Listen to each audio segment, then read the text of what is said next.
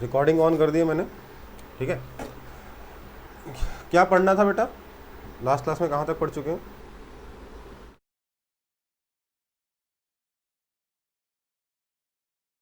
बोलो। Sir nuclear nuclear power power. Plant. Nuclear power. Nuclear power plant पढ़ चुके थे ना, मतलब वो तो खत्म हो गया था ना चैप्टर। अच्छा, उसमें यस। एक चीज़ बच गई थी, मैंने तो अगले चैप्टर की स्लाइड के हिसाब से लिख दिया नाम, बट कोई बात नहीं, उस चैप्टर में एक छोटी सी चीज़ बच गई थी, उसका नाम क्या था? हमने फिशन पढ़ लिया, राइट? यस हाँ sir, sir. Fusion particle. Fission पढ़ लिया, न्यूक्लियर पावर प्लांट पढ़ लिया, सब कुछ पढ़ लिया, यूरेनियम वाला पूरा रिएक्शन वगैरह सब देख लिया है ना। उसमें क्या करेंगे, कंट्रोल रॉड्स क्या होता है, मॉडरेटर क्या होता है, वगैरह वगैरह, राइट। कूलेंट कैसे ठंडा करते हैं, उससे उस हीट से कूलेंट गर्म हो जाता है, उससे स्टीम इंजन चलाते हैं, ये सब है ना basically. Hmm. Yes sir. Yes हाँ सर। सर। तो फिशन कंप्लीट हो चुका था। एक और तरीके का रिएक्शन है, इसका नाम है फ्यूजन। मैंने मेंशन तो किया था आपको, लेकिन याद नहीं होगा आपको, मुझे मालूम है। मैंने सर सन आपको के कोर पे। मैंने आपको एक ग्राफ बनाकर दिखाया था, याद है? हाँ सर। Yes sir. क्या था यहाँ पे, क्या था? मास डिफेक्ट बाय, यही था ना। हाँ सर। और इधर क्या था? जेड था या ए था, मान लो, राइट। सर ये बात जेड, नो नो, क्योंकि ग्राफ उतना इस परफेक्ट में बना नहीं रहे, है ना। तो हमारा जो ग्राफ आया था, ग्राफ का लुक एंड फील कैसा था? कुछ ऐसा था। एग्जैक्टली इतना स्मूथ ग्राफ तो होगा नहीं, मैंने आपको मेंशन किया था, बट वो ग्राफ कुछ ऐसा था, राइट, है ना। Yes sir. हम लोगों को पता है कि ये वाला जो है वो कम स्टेबल है, ये वाला ज़्यादा स्टेबल है। सबसे स्टेबल कौन सा वाला था? Sir iron 56। Fe56। चलो, Fe56 सबसे स्टेबल न्यूक्लियस था। ये जो ग्राफ है क्या बता रहा है? जब बड़े वाले को तोड़ोगे दो छोटे टुकड़ों में, तो binding energy per nucleon increase होगा, स्टेबिलिटी इंक्रीज होगी, मतलब एनर्जी, बाइंडिंग एनर्जी बोलो, mass defect per nucleon increase होगा, स्टेबिलिटी इंक्रीज होगी, और उसका मतलब क्या होगा? एनर्जी रिलीज होगी, है ना। हाँ, है ना। हाँ सर। Yes sir. अ, तो मतलब अगर हम लोग इधर क्या है, जितना ऊपर होगा उतना ज़्यादा स्टेबल, है ना। इसको मैंने बोला था आपको, एक तरीके से स्टेबिलिटी समझ सकते हैं, सर बोला था ना मैंने। हाँ सर। तो जितना ऊपर जाओगे उतना स्टेबल होगा, मतलब उतनी एनर्जी रिलीज हो सकती है। तो आप ऐसे जाओगे, अगर एक बड़े न्यूक्लियस को दो छोटे या मिड साइज न्यूक्लियस में तोड़ दोगे, तो उससे कुछ एनर्जी रिलीज होगी। अगर आप दो बहुत छोटे न्यूक्लियस लो और उनको जोड़ के एक बड़ा न्यूक्लियस बना दो, उससे भी कुछ एनर्जी रिलीज होगी, होगी कि नहीं होगी? हुँ? हाँ सर। तो इस वाले को क्या बोलते हैं? फिशन कहते हैं। क्या कहते हैं इसको? फिशन। और इसको क्या बोलते हैं? तो फ्यूजन। फ्यूजन। ओके।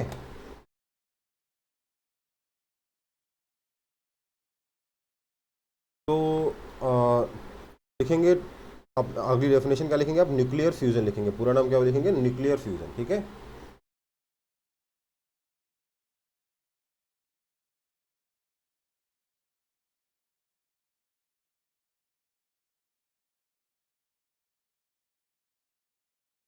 जल्दी जल्दी, क्या लिखेंगे nuclear fusion?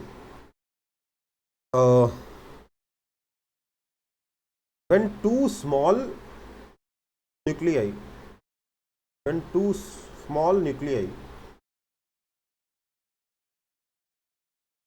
combine together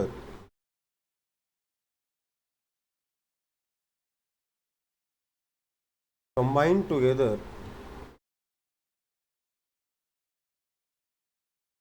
form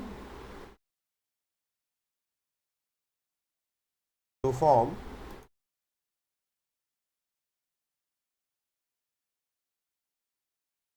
a larger nuclei,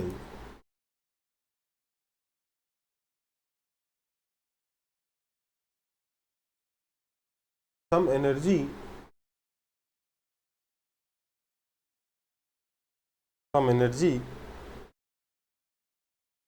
is released.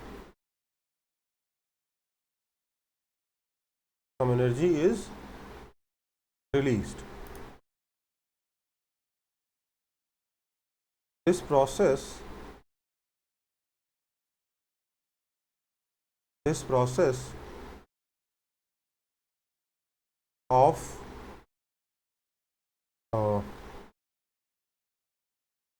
this process of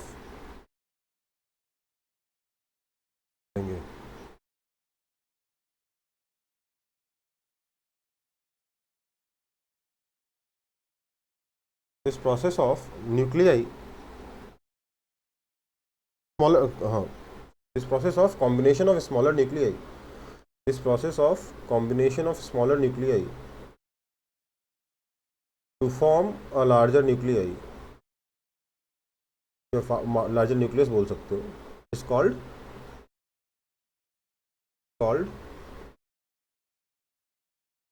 nuclear fusion. Okay बेटा,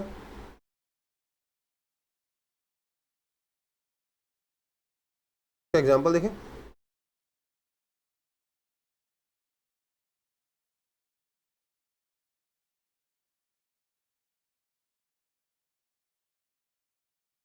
मैंने एक हाइड्रोजन लिया. ये हाइड्रोजन एक कौन सा वाला हाइड्रोजन है ये? Deuterium. इसका ड्यूटेरियम ड्यूटेरियम है. ठीक है,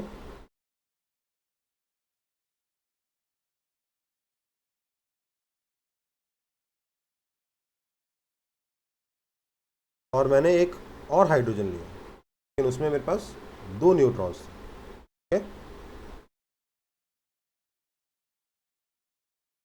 उसका नाम क्या है? Tritium. जब ये दोनों कंबाइन हुए तो मेरे को क्या देंगे? देखो, सर हीलियम देंगे. ठीक है, प्लस सर एक न्यूट्रॉन. एक न्यूट्रॉन देंगे. ओके, समझ में आई बात? हाँ सर. और साथ में कुछ एनर्जी देंगे. ठीक है, तो 2 स्मॉलर न्यूक्लियाई कंबाइन होकर एक बड़ा न्यूक्लियस बनाए, तो कुछ एनर्जी रिलीज हुई. इस प्रोसेस को क्या बोलेंगे हम लोग? न्यूक्लियर फ्यूजन कहेंगे. देखो, ज़्यादा वैसे मतलब एक एग्जांपल याद है, बहुत याद है. वैसे मतलब होता क्या है, सीरीज ऑफ रिएक्शन के बाद, जिसमें मतलब अगर आप बोलोगे सर मतलब ड्यूटेरियम और ट्रिटियम के बिना कुछ नहीं होगा, नहीं, ऐसा नहीं बेटा. होता क्या है, आपका जो हाइड्रोजन नॉर्मल वाला भी है, 1 1 वाला भी है, ये दूसरे हाइड्रोजन से जुड़ कर, ठीक है, उससे ड्यूटेरियम बनाएगा. फिर एक ड्यूटेरियम एक और हाइड्रोजन से जुड़ेगा तो ट्रिटियम बनाएगा. ठीक है, फिर वो ड्यूटेरियम और ट्रिटियम जुड़ेंगे तो हीलियम बनाएंगे. समझ में आई बात? हाँ सर. तो उसका जो ओवरऑल सारी रिएक्शन के बाद जो फाइनल रिजल्ट आता है, उसमें एक रिएक्शन ऐसी हो सकती है कि 4 टाइम्स हाइड्रोजन, 4 हाइड्रोजन क्या सिंपल हाइड्रोजन है, इसमें कोई ड्यूटेरियम और ट्रिटियम नहीं है. ठीक है, ये कंबाइन होके क्या बना देंगे? एक हीलियम बना देंगे. अब हीलियम के पास न्यूट्रॉन तो 4 आ गए, लेकिन क्या 4 प्रोटॉन होंगे? नहीं, 2 ही प्रोटॉन होंगे. साथ में क्या बचेगा? 2 प्रोटॉन बच जाएगा ना, तो 2 प्रोटॉन बच जाएंगे आपके.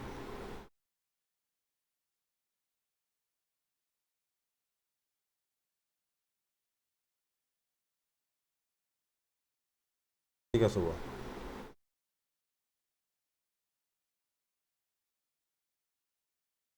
नहीं, सॉरी, यहाँ कुछ और होगा. प्रोटॉन तो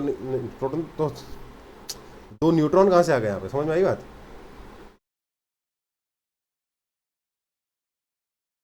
हाँ, तो 2 न्यूट्रॉन भी है ना. आप बोलोगे सर 2 न्यूट्रॉन कहाँ से आ गए यहाँ पे? राइट, हाँ सर. है ना. Yes, sir. एक्चुअल में क्या होता है, प्रोटॉन्स जो है वो उसके अंदर से चार्ज निकल जाता है, न्यूट्रॉन बन जाता है, ऐसा भी होता है। ठीक है, समझ में आई बात? आप बोलोगे सर ये कैसे हो गया? हाँ, ऐसे प्रोसेस होते हैं, मतलब क्या बोलते हैं उसे, आपके सिलेबस में डीके है नहीं actually, alpha beta gamma rays है नहीं आपके सिलेबस में, हाँ सर। उसमें ये सब चीज़ें होती हैं, उसमें ये सब चीज़ें पढ़नी होती है पहले। तो बता दीजिए ना।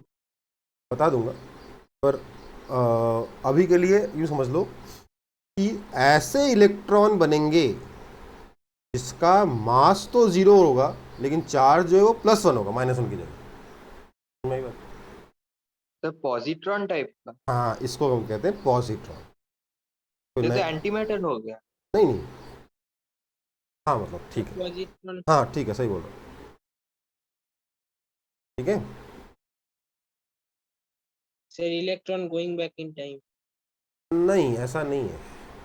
सर ऐसा होता है, मैंने सुना है। सर वो देखो रिचर्ड फाइनमैन ने वो बोला था कि जो इलेक्ट्रॉन यार, गोइंग हाँ टाइम। सर। क्या क्या आप लोग पढ़ लेते हो, आधा अधूरा समझ में आता, आधा अधूरा समझ में आता नहीं है। ठीक है, अभी ऐसा समझ लो, ऐसा भी पार्टिकल एग्जिस्ट करते हैं, ऐसा जो जिसके पास बिल्कुल इलेक्ट्रॉन जैसा होता है, बस चार्ज उसके पास +1 होता है, हाँ -1 सर की। पता है। ठीक है, उसको क्या बोलते हैं? पॉजिट्रॉन कहते हैं। अभी इतना ही समझ लो, ये एंटी मैटर होता है, सब कुछ है। अब गोइंग बैक इन टाइम वगैरह नहीं समझ में आएगा अभी आपको, वो बस आप सुनोगे सेंटेंस और किसी का हमने बोल दोगे, बोलेगा इसका मतलब क्या है, तो आप मतलब वो उसको तो छोड़ो। पर 4 हाइड्रोजन क्या है, मिलकर एक हीलियम बनाएंगे और 2 पॉजिट्रॉन बना देंगे। ठीक है, समझ में आई बात? हाँ सर। एक्चुअली यस ना, सर।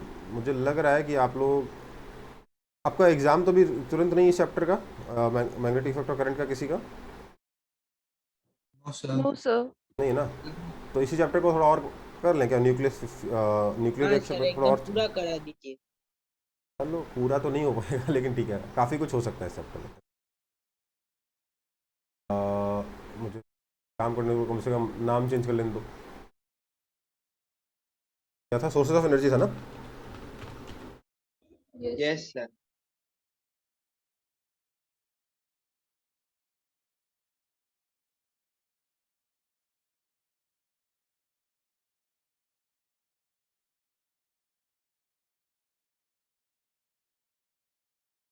तो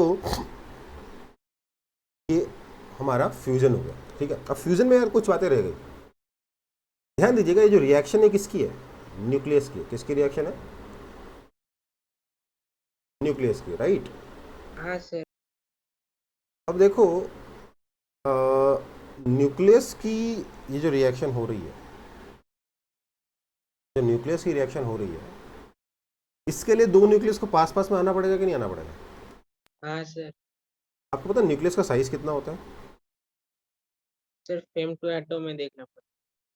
आपका जो रेडियस ऑफ न्यूक्लियस होता है,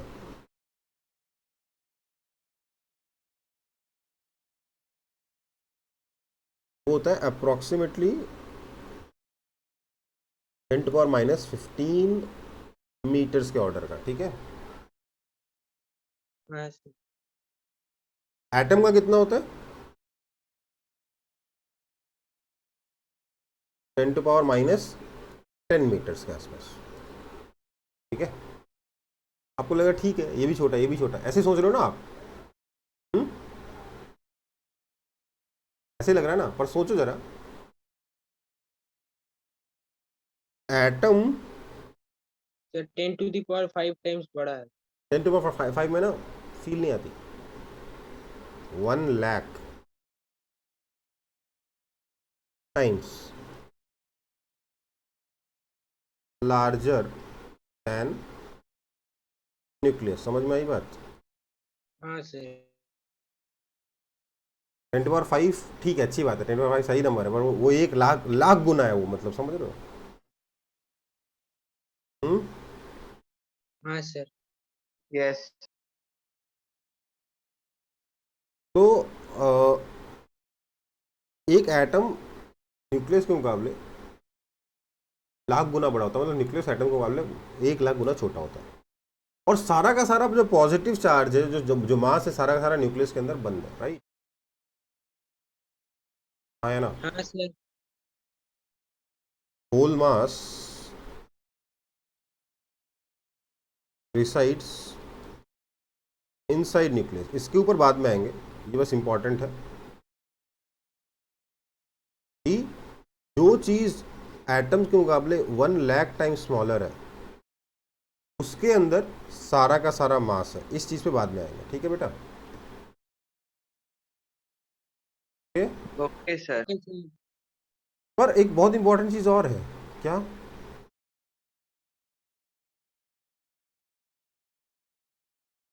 whole positive charge is also inside the nucleus, right? हाँ सर। है ना? सारा का सारा जो पॉजिटिव चार्ज है वो भी न्यूक्लियस के अंदर है, राइट? अब सोचो, Yes. इतना छोटा सा एक न्यूक्लियस है, ये तो बहुत बड़ा है ना, बहुत बड़ा है, राइट? Yes sir. ये एक और न्यूक्लियस एकदम छोटू सा, इसके पास भी ढेर सारा पॉजिटिव चार्ज है, इसके पास भी ढेर सारा पॉजिटिव चार्ज है, और आप चाहते हो कि ये दोनों आपस में रिएक्ट करें, आपस में जुड़ जाएं, तो इसके लिए दोनों को आमने सामने से आके टकराना तो होगा कम से कम। Yes sir. लेकिन इन दोनों के पास पॉजिटिव चार्ज है, तो दोनों एक दूसरे को रिपेल करेंगे, Yes sir.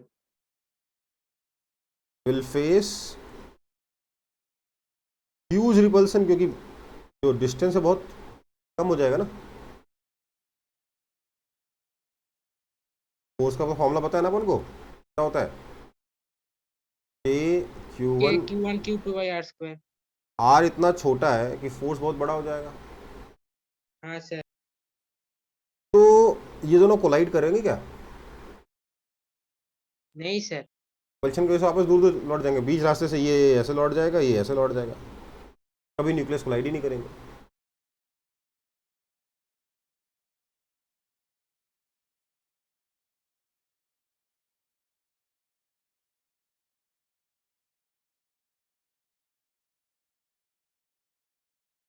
है ना? कोलिजन जो ऑलमोस्ट इम्पॉसिबल है, ठीक है? एक तरीका है दोनों को कोलाइड करने का, क्या कि सर इसको जो ना वेलोसिटी जो दे रहे हो ना एक दूसरे की तरफ, वो बहुत ज्यादा वेलोसिटी दे दो, खूब जोर से मारो एक दूसरे की तरफ, धाम कर सकते हैं, हाँ सर। और उतनी वेलोसिटी आएगी कैसे?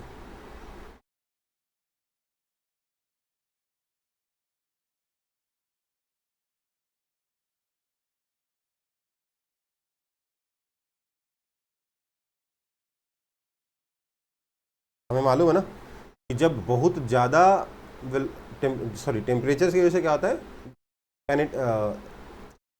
टेम्परेचर है क्या या हीट है क्या, थर्मल एनर्जी है क्या, बेसिकली मॉलिक्यूल्स की और एटम्स की काइनेटिक एनर्जी है ना। Kinetic energy sir. तो ये जो काइनेटिक एनर्जी है आपके न्यूक्लियाई के पास, वो इतनी ज़्यादा होनी चाहिए कि दोनों एक दूसरे से कोलाइड कर पाए, राइट? है ना? मतलब टेम्परेचर बहुत हाई होना चाहिए। कितना हाई होना चाहिए? तो सर 10⁶ से 10⁸ डिग्री सेल्सियस, मतलब 10 lakh degree Celsius, high round, या 10 करोड़ डिग्री सेल्सियस। समझ में आ रही बात?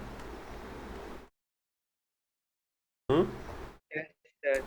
इतना ज़्यादा हाई टेम्परेचर होगा तब जाके न्यूक्लियर फ्यूजन हो पाएगा। ओके बेटा? सर इसीलिए सन में होता है। अब हम बोलेंगे कि चलो सर हम लोग बनाते हैं, है ना? चलो सर हम लोग बनाते हैं इसको। हम लोग इतना हाई टेम्परेचर तक लेट से किसी तरीके से ले गए अपने, किसको? हाइड्रोजन को। कितने टेम्परेचर पे लेके गए? 10⁸ डिग्री सेल्सियस तक लेट से, या 10⁶ डिग्री सेल्सियस पर हम लोग लेके चले गए अपने हाइड्रोजन को। प्रॉब्लम पता है क्या है? प्रॉब्लम पता है क्या है? किस कंटेनर में रखोगे, किस बिल्डिंग में रखोगे जो इतना हाई टेम्परेचर पे सर्वाइव कर पाए? हाँ बोलो। नहीं तो सर बिल्डिंग ही नहीं बना सकते आप, कंटेनर ही नहीं बना सकते जिसके अंदर आप इतना हाई टेम्परेचर पहुंच सको, राइट राइट। Yes. तो हम लोग ये न्यूक्लियर फ्यूजन करा ही नहीं सकते। कहाँ होता है? सन पे होता है ना। Yes, sir. These reactions, nuclear fusion reactions, are the source of sun's energy. Now, अब इतनी आसानी से हम लोग कुछ चीज़ें छोड़ते नहीं है, इतना बता दूं। इतनी आसानी से हम लोग ये चीज़ें छोड़ते नहीं है कि भैया अरे यार इतना हाई टेम्परेचर हो गया, आप तो कुछ कर ही नहीं सकते, राइट। ऐसे इतने आसानी से गिव अप नहीं करते। इनफैक्ट न्यूक्लियर फ्यूजन हम ऑलरेडी करा रहे हैं, अभी भी ये रिसर्च लेवल पर ही है पर करा रहे हैं, काफ़ी सालों से करा रहे हैं। अभी रिसेंटली काफ़ी ज़्यादा सक्सेस मिली है इसमें।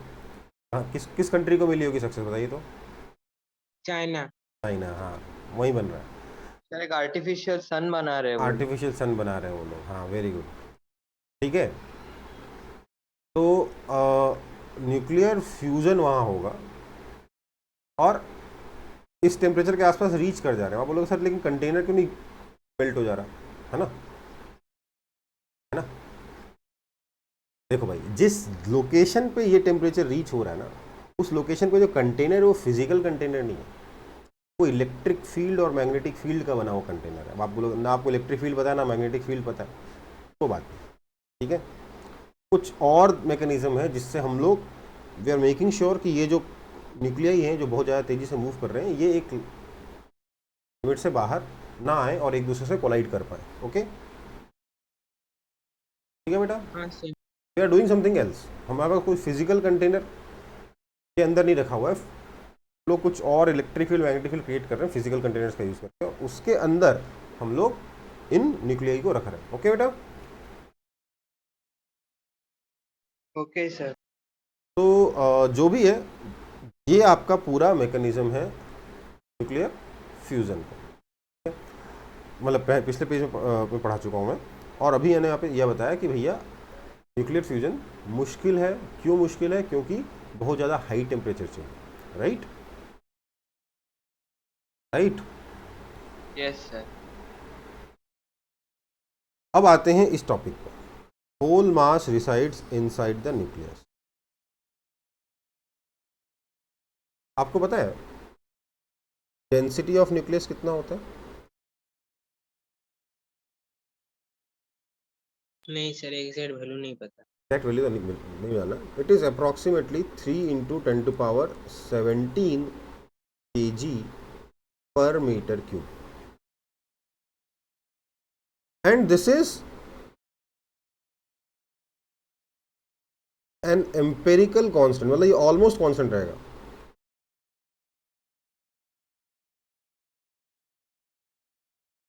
For all nuclear. आप ऐसा समझ लो कि आप किसी भी न्यूक्लियस को उठा लो, उसके अंदर मास ऐसे ठूस ठूस के भरा हुआ है, ठूस ठूस के भरा हुआ है, जिससे ज़्यादा टाइट पैकिंग मास की पॉसिबल ही नहीं है। ओके बेटा।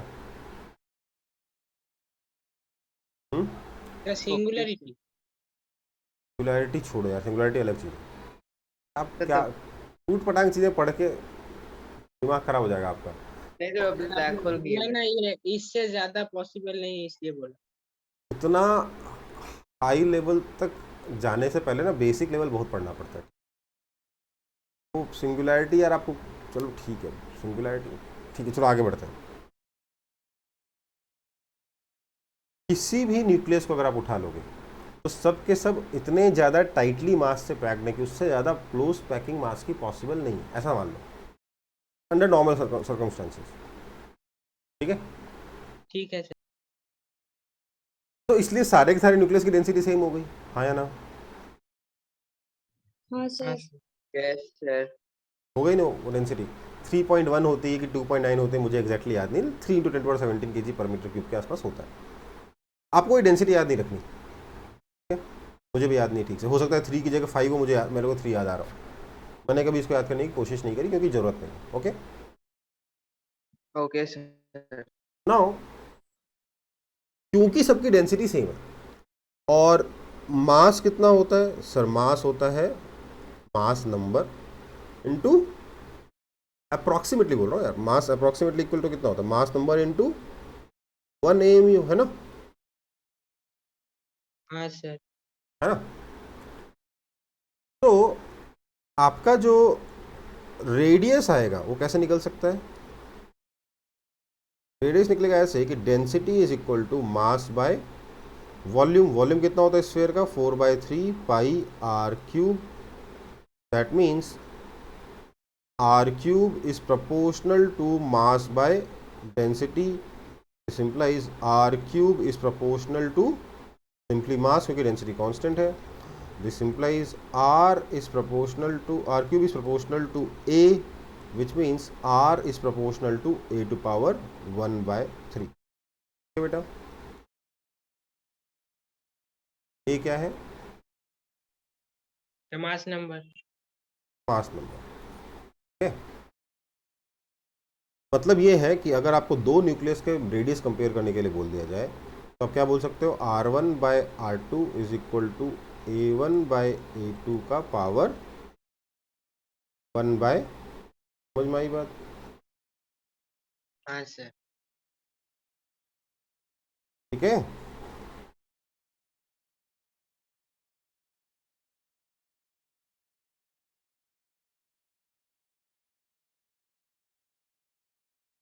मान लीजिए आपको बोला हुआ है कि देखो यार यूरेनियम का रेडियस इतना है, तो बताओ आयरन का रेडियस कितना होगा। तो आप यहाँ पर क्या करोगे, यूरेनियम का रेडियस डालोगे, सॉरी यहाँ पे यूरेनियम का मास नंबर डालोगे, मान लीजिए 235 का दे रखा है, 238 का दे रखा है, जैसे 238 डालोगे, यहाँ पे आप यूरेनियम का रेडियस डालोगे, यहाँ पे आप आयरन का 56 डालोगे, तो यहाँ पे आपको रेडियस मिल जाएगा। ओके बेटा,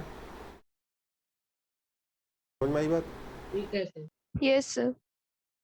तो बेसिकली जो रेडियस है इट इज़ प्रोपोर्शनल टू 8^1/3, ये आपको ध्यान रखना है, ये इंपॉर्टेंट है।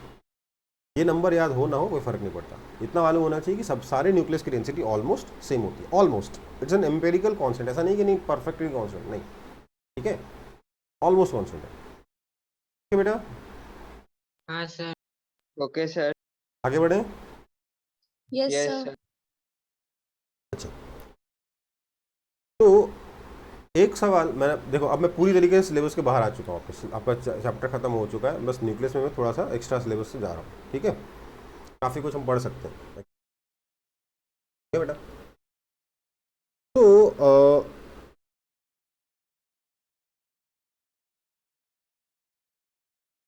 How can all protons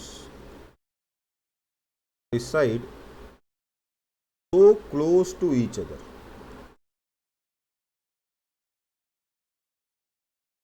in nucleus. ये मेरा सवाल है कि सर इलेक्ट्रॉन को तो बाहर जाने से रोक दिया प्रोटॉन ने अपने इलेक्ट्रोस्टैटिक अट्रैक्शन की वजह से, है ना, है ना, बोलो। Yes sir. लेकिन सर न्यूक्लियस के अंदर प्रोटॉन क्यों रुके हुए हैं, वो तो एक दूसरे को रिपेल करने चले जाने चाहिए दूर दूर, है ना। सर वो मेसन में इंटरचेंज होता है या फिर कुछ होता यही यही यही यही देखो यार, एक्स्ट्रा पढ़ना है ना अभी, मन है ना एक्स्ट्रा पढ़ने का, है ना, बोलो। Yes sir. हाँ sir. तो 11th-12th के लेवल का पढ़ो कम से कम। आप हाँ, रिसर्च लेवल का पढ़ ले रहे हो और उससे आपको कोई फ़ायदा होने वाला नहीं, एटलीस्ट जब तक आपको वो चीज़ें समझ में आएंगी ना, तो क्या बोल रहा है म्यूजॉन क्या होता है, ये क्या होता है, तब तक यार सबसे पहले 11th-12th का बेसिक तो क्लियर होना चाहिए, है ना। मुझे मालूम है, Yes, sir. Sir, 11th-12th भी basic ही है. और क्या, 11th-12th ही बेसिक एडवांस है। पढ़ेंगे कब? तो पूरा स्कूल लाइफ तो बेसिक में ही हो गया था। हाँ तो स्कूल में हो ना, स्कूल तो बेसिक जीवन जीना सिखा रहा है, इतना बहुत बड़ी बात है स्कूल के लिए।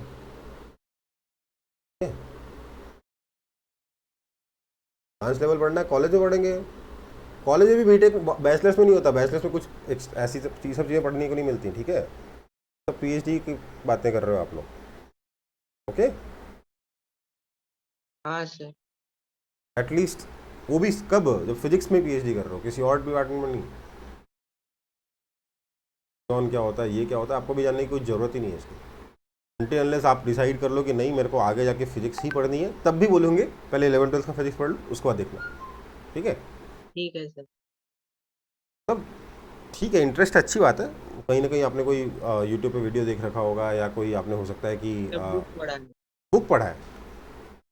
हाँ सर। बुक पढ़ने के लिए बेटा इंटरेस्टिंग 11th 12th से ज़्यादा इंटरेस्टिंग टॉपिक सही नहीं है।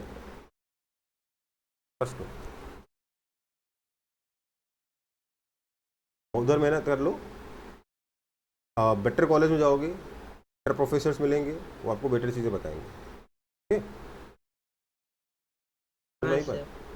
नहीं तो क्या होगा, आपने पढ़ लिया अदर से बुक से, 20-30% समझ में आया, या सिर्फ थ्योरी थ्योरी जैसा समझ में आया, उसका अंदर क्या चल रहा है डिटेल में वो समझ में नहीं आया, ऐसे कुछ होगा ना।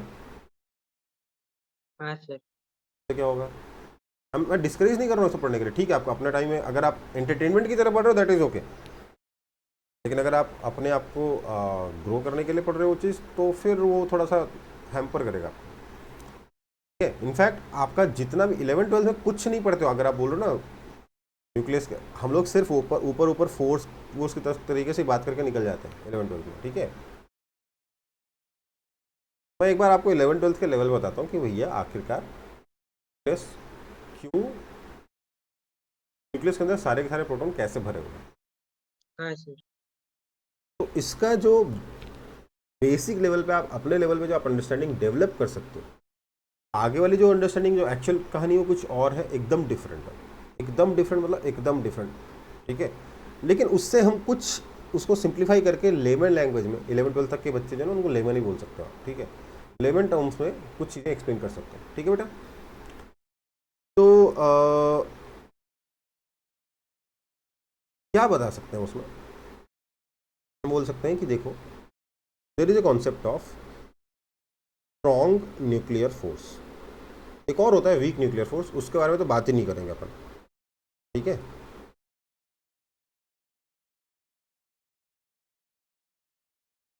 क्या होता है, स्ट्रॉन्ग न्यूक्लियर फोर्स होता है। ठीक है? अब ये one of the fundamental forces है, 4 फंडामेंटल फोर्सेज है ना, हाँ सर। उनमें से एक है स्ट्रॉन्ग न्यूक्लियर फोर्स। ओके बेटा, यस सर। अब ये स्ट्रॉन्ग न्यूक्लियर फोर्स कैसे काम करता है सुनो,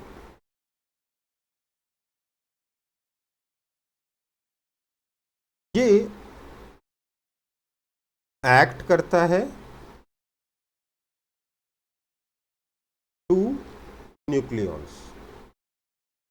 न्यूक्लियॉन्स मतलब क्या क्या हो गए सर, प्रोटॉन और न्यूट्रॉन। दो प्रोटॉन के बीच में एक्ट कर सकता है,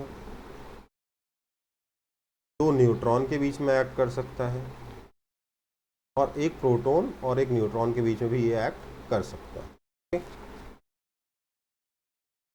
इसका नेचर क्या होता है, ये अट्रैक्टिव होता है, हालांकि ये लिखने में भी मेरे को लग रहा है कि कैसे लिख रहा हूँ मैं, बट हर साल लिखता हूँ। ठीक है, नेचर क्या होता है इसका, अट्रैक्टिव होता है। समझ में आ गई बात, मतलब कितना अट्रैक्शन होता है, तो force is independent of nature of nucleon. मतलब दो प्रोटॉन ले लो, दो न्यूट्रॉन ले लो, एक प्रोटॉन और एक न्यूट्रॉन ले लो, कोई भी पेयर ले लो, सबके बीच में ये जो फोर्स है वो क्या रहता है, सेम रहता है। ठीक है बेटा, यहाँ तक तो कोई दिक्कत नहीं है, सबको समझ में आ रहा है। हाँ सर। एक और बात, दिस फोर्स इज अप्रोक्सीमेटली 100, इससे पहले कुछ और,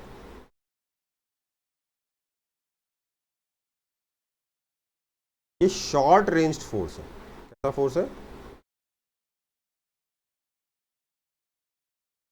शॉर्ट रेंज फोर्स है। शॉर्ट रेंज फोर्स का मतलब क्या है, इफेक्टिव टिल 10⁻⁻15 मीटर्स, इसी रेंज में इफेक्टिव है, और न्यूक्लियर रेंजेस में ही ये फोर्स की कोई वैल्यू, अदरवाइज कोई वैल्यू नहीं है। ओके बेटा, हाँ कोई दिक्कत, नो सर।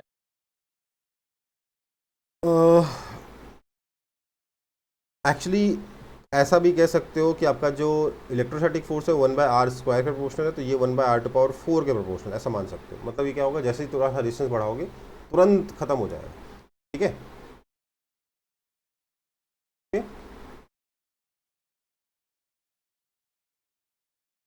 अब देखते हैं with in nuclear ranges.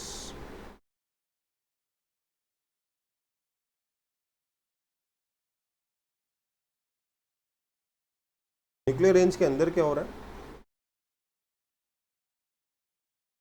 It's approximately 50 to 100 times stronger than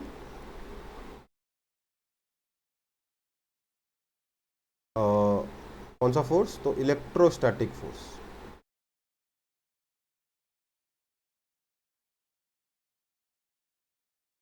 ये जो रेंज है इसमें ये स्ट्रॉन्गर है in comparison to electrostatic force. Okay बेटा,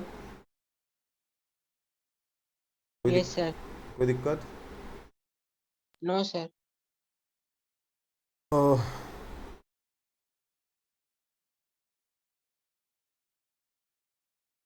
तो ये कुछ प्रॉपर्टी हो। वैसे एक और चीज़ होता है, इट्स नॉट सेंट्रल, वो सब आपको बात नहीं करनी, पर हाँ ये सिर्फ इस चीज़ पे डिपेंड नहीं करता कि दो प्रोटॉन के बीच में डिस्टेंस कितना है, इस चीज़ पे डिपेंड करता है कि इनका स्पिन कितना है। हाँ सर। तो वो सब में अपन को अभी नहीं पढ़ना। ठीक है बेटा, को जानना ही नहीं। ठीक है बेटा,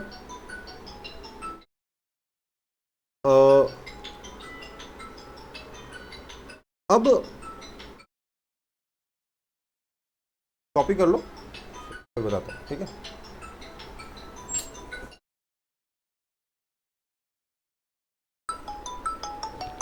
एक क्लास में बोलो।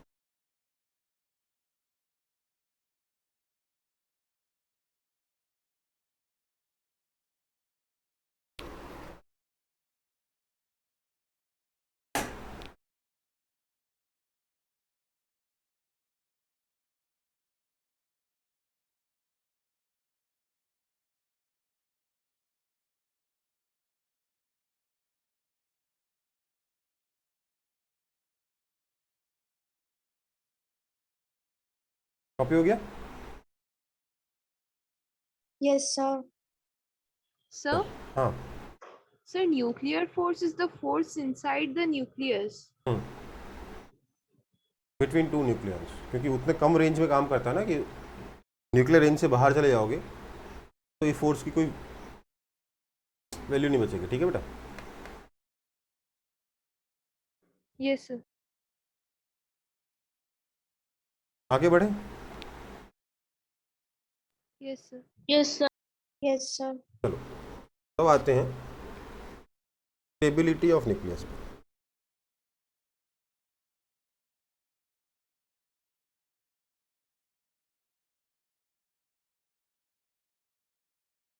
इतना ध्यान रखिएगा बेटा कि स्टेबिलिटी किस पे डिपेंड करता है, एनर्जी पे, है ना, है ना, समझ में आई बात? हाँ सर। जब दो चीजें एक दूसरे को अट्रैक्ट करती हैं तो एनर्जी रिड्यूस हो जाती है। अट्रैक्ट करने वाली चीजें जब पास पास में लेके आते हो तो एनर्जी रिड्यूस होती है, उनको दूर दूर लेके जाते हो तो एनर्जी इंक्रीज होती है। आप जानते हो ग्रेविटेशनल फोर्स में यही होता है ना, जब आप ऑब्जेक्ट को अर्थ से दूर लेके जा रहे हो, अट्रैक्शन फोर्स के अगेंस्ट लेके जा रहे हो, हाँ सर। तो एनर्जी इंक्रीज होती है। और अगर उसको अर्थ के पास में ले आओगे तो एनर्जी डिक्रीज होगी कि नहीं होगी? Yes, sir. है ना। तो अट्रैक्शन के केस में अगर चीज़ें पास पास में आ रही हैं तो एनर्जी इंक्रीज होती है, रिपल्शन के केस में अगर चीज़ें पास पास में आ रही है तो एनर्जी इंक्रीज होती है। ओके बेटा, समझ में आई बात? Yes sir. अब देखो स्टेबिलिटी ऑफ न्यूक्लियस में, मतलब हम एक सिंपल सी कहानी पढ़ने वाले हैं कि मान लेते हैं एक हाइड्रोजन है। हाइड्रोजन के पास क्या है, बस एक सिंगल प्रोटॉन है ना, हाँ या ना। हाँ सर। Yes, sir. अब ये अकेला है, ना कोई अट्रैक्ट करने वाला ना कुछ, तो बोर हो रहा है। क्या ये खुश है? क्या ये खुश है? बोलो। No, sir. है ना? क्यों क्यों नहीं है? क्योंकि नथिंग टू अट्रैक्ट। अट्रैक्शन से क्या होता है? एनर्जी घटती है, इसके पास एनर्जी घटाने का कोई तरीका ही नहीं, क्योंकि आसपास में कुछ है ही नहीं, राइट? है ना? Yes, इसको sir. इसको आ जाते हैं हीलियम पर। हीलियम के पास कितने हैं? टोटल 4 लोग हैं ना, 2 + 2, right? Right? Yes, sir. Yes, sir. तो यहाँ पर क्या है? सम अट्रैक्शन इज देयर।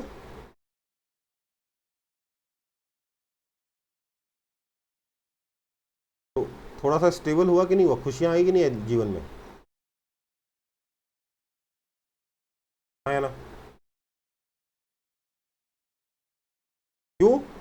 वैसे देखा जाए तो देखो, ये मान लीजिए सब लोग ये हॉस्टल में रहते हैं, तो पहले हाइड्रोजन पूरे के पूरे बड़े से हॉस्टल में अकेला रहता था, बोर हो गया।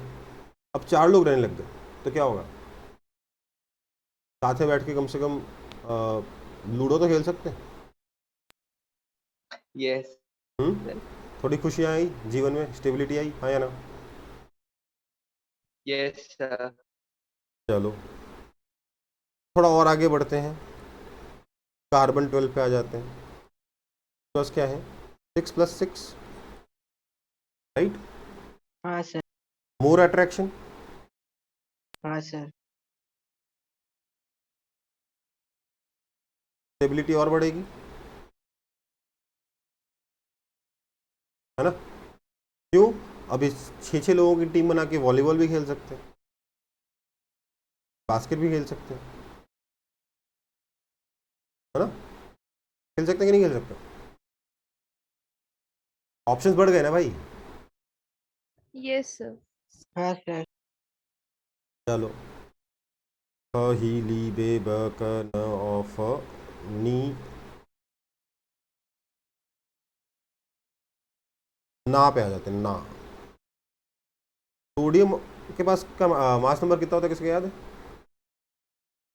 सर 23। 20। 22 का कोई ना कोई आइसोटोप तो होता ही होगा, तो 22 लिख देता हूँ, ठीक है? हाँ सर, अभी लोग क्रिकेट खेल सकते कि नहीं खेल सकते? हाँ Yes, फुटबॉल sir. खेल सकते हैं। Yes, sir. Even more attraction,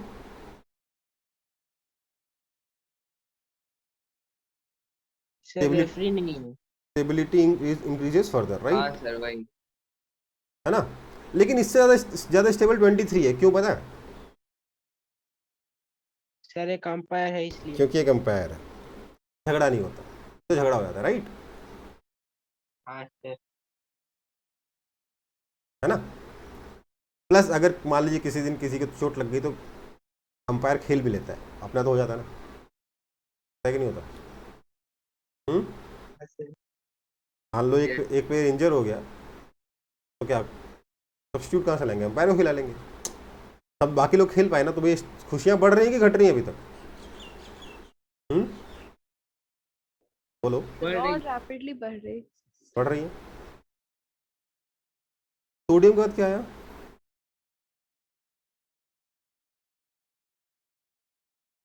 magnesium आया, आया ना? Yes, sir. मैग्नीशियम में क्या हुआ? मैग्नीशियम का मास नंबर कितना होता है? चलो 24 मान लेते हैं, मुझे भी याद नहीं, 24 मान लेते हैं, मान लिया, ठीक है? अब यहाँ पर एक बंदे को तो खेलने को मिल ही नहीं रहा, एक खुश है, एक खुश है, नहीं सर, हाँ? No, sir. है ना नो खुश? सर। अब इसके ये वो एक बंदा बोर हो जा रहा है ना, तो थोड़ा सा झगड़ा शुरू हुआ कि नहीं हुआ अभी तक? अभी भी उसके आने से नेट खुशियाँ बढ़ रही हैं, क्यों? क्योंकि अभी कोई चोट लग जाएगी, या किसी का मान लो किसी का एग्जाम है, चलो सेकंड अंपायर बन सकता है। सेकंड एम्पायर, तो वही ना यार, सेकंड एम्पायर अपने गेम में होता है क्या यार? थोड़ा ना प्रोफेशनल मैच खेल रहा है, जो भी है। उस एक बंदे, ये एक बंदा अकेला रह गया, तो अब क्या है, वो थोड़ा सा झगड़ा कर रहा है, लोग मेरे को खेलने दो, मेरे को खेलने दो, ये खेलता है, दूसरा छूट जाता है, राइट? लेकिन फिर भी क्या है, ऐसा आज तक कभी हुआ कि आपके पास टोटल खेलने वाले लोग आपके पास 22 हैं और 22 के 22 पहुँच के खेलने के लिए? होता है क्या? है? बताओ। नो नहीं सर। सर। किसी न किसी को कोई ना कोई काम जरूर होता है रोज, है ना? है कि नहीं? Yes sir. तो इसलिए अभी भी ये कहीं ना कहीं एब्जॉर्ब हो जाता है, बट हाँ उससे पहले डर लगता है कि पता नहीं आज खेलने को मिलेगा कि नहीं मिलेगा, राइट? और ये हॉस्टल में रह रहे हैं ना साथ में, हॉस्टल में रहने साथ में, तो ऐसा समझ लो हॉस्टल जो है इस तरीके का एक रूम है, सॉरी एक रो में बना हुआ है रूम्स, सारे के सारे टक टक टक टक टक टक टक टक, ठीक है? अब एक बंदा कितने लोगों से इंटरेक्ट कर सकता है बताइए? दोस्त कितने होते हैं एक इंसान के? 2 4 5 10 20, ठीक है? देखो जिसके 100 मेरा तो दोस्त, पूरा क्लास ही दोस्त है। दोस्त का मतलब ये होता है कि देखो दोस्त और एक्वेंटेंस में फ़र्क होता है, ओके? फ्रेंड एंड एक्वेंटेंस में फ़र्क होता है, समझ में आई बात? पहचानते सबको है, बात सबसे करते हो, पर लोग ऐसे होते हैं जिनके साथ टाइम स्पेंड करना अच्छा लगता है, राइट? है ना? Yes sir. Yes, sir. वो दोस्त Yes, है, sir. समझ में आ गई बात? तो यस Sir. ये पूरी क्लास फ्रेंड हो सकती, कुछ लोग होते हैं कि दोस्त ज़्यादा होते हैं, पर जो भी है, ये जो एक बंदा है वो जो इसने दोस्ती करना शुरू की, इससे बहुत अच्छी दोस्ती हो गई, बगल बगल वाले रूम में रहता था, इससे अच्छी दोस्ती हो गई, इससे अच्छी दोस्ती हो गई, इससे अच्छी दोस्ती हो गई, इससे अच्छी दोस्ती हो गई। पहले क्या नीड थी इसको दोस्ती करने की, अब क्या दोस्ती की नीड थोड़ी घटती जा रही है। एक लिमिट ऐसी आएगी जिसका तो बोलेगा ठीक है इससे दोस्ती हो तो हो, ना हो तब भी चलेगा, राइट? है ना? यस हाँ सर। यस। तो ये क्या हो गया, आपका एक्वेंटेंस हो गया, ऐसा समझ लो। ये नंबर पता है कौन से पे आता है? आप ऐसा मान लो कि 28वें नंबर पे आता है, 28, कोई भी रैंडम नंबर मान सकते हैं, मैं 28 मान लिया। तो क्या हुआ, 27 तो इसके फ्रेंड्स हैं, 28 वाला जो है वो इसका फ्रेंड नहीं है। हाँ ये जानता है सब कुछ बढ़िया है, रोज़ मिलता है, बढ़िया है, ठीक है? जब मिलता है हाई करता है और क्या हाल बोल के निकल लेता है, राइट? साथ में मूवी देखने नहीं जाता। समझ में आएगी बात?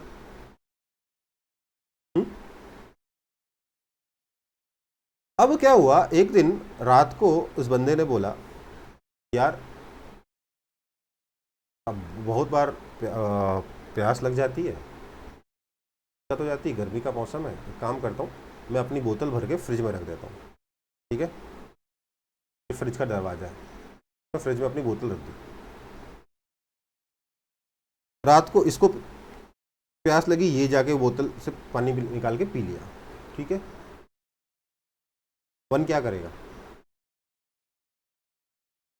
तो सर रोएगा। रोएगा नहीं, बोलेगा मेरे हिसाब से तो कुछ नहीं करेगा। कुछ नहीं करेगा, बोलेगा यार दोस्त है यार, तू भाई है अपना, तूने पिया मैंने भी, बात एक ही, ठीक, खत्म, राइट? ये होगा। सिमिलरली ये भी पी लेगा तो बोला ठीक है यार कोई ना, अगली बार तू रख देना मैं पी लूंगा, है ना? हाँ सर। पर अगर ये वाला बंदा पी गया तो सब बुरा लगेगा कि नहीं लगेगा?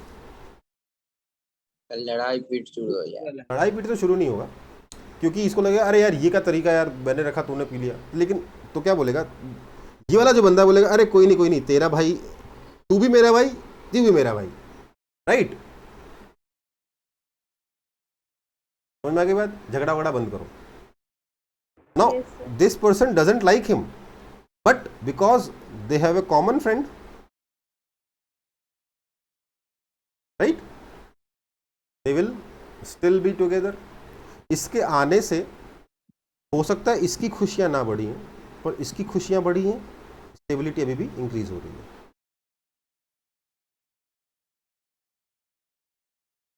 ओके बेटा? अब आप बोलोगे सर ये तो आप फालतू की कहानी भी सुना रहे हो, असली में क्या हो बताओ मेरे को, है ना? आया ना? Yes sir. तो देखो जैसे जैसे आप नए नए न्यूक्लियॉन्स ऐड कर रहे हो, न्यूक्लियस का साइज बढ़ता जा रहा है ना? Yes sir. अब यहां पर जो न्यूक्लियॉन है उससे ये वाला न्यूक्लियॉन डिस्टेंस पे आ गया ना, डिस्टेंस बढ़ गया ना, और ये डिस्टेंस इतना बढ़ गया है कि आपका जो स्ट्रॉन्ग न्यूक्लियर फोर्स है it has become smaller than the what, it has become smaller than the electrostatic repulsion. तो Yes, sir. ये वाला जो न्यूक्लियन है वो इस न्यूक्लियन को रिपेल कर रहा है, जैसे ये इसको लाइक नहीं कर रहा है। समझ में आई बात? हाँ सर। पर Yes, sir. बीच में कुछ ऐसे और न्यूक्लियंस हैं जो इसको भी अट्रैक्ट कर रहे हैं, इसको भी अट्रैक्ट कर रहे हैं, इसलिए ओवरऑल इसके आने से स्टेबिलिटी इंक्रीज हुई है अभी भी। इवन दो ये बंदा खुश नहीं है पर ओवरऑल सारी जनता ज़्यादा खुश है, इसलिए चलो ठीक है। ठीक है बेटा, Yes, sir. कोई दिक्कत? हाँ सर। हम्म? Yes sir. लेकिन कुछ दिन बाद क्या हुआ, इसको बढ़ते बढ़ते हम लोग चल गए FE56 तक। ठीक है, समझ में आई बात? इसमें क्या हुआ, ये 28वें बंदे से दोस्ती रखता है, ये 28वां बंदा 56 बंदे से दोस्ती रखता है। ठीक है, हाँ सर। Yes, sir. तो अभी तक तो अगर ये इसका आइसक्रीम खा जाए रात को, मान लीजिए पानी, ये इसने पानी पिया, इसने आइसक्रीम खा लिया, ठीक है, तो ये दोनों के पीछे सुलह करा देता है ना, तो अभी तक तो सब कुछ ठीक ठाक है। ओके बेटा, हाँ सर।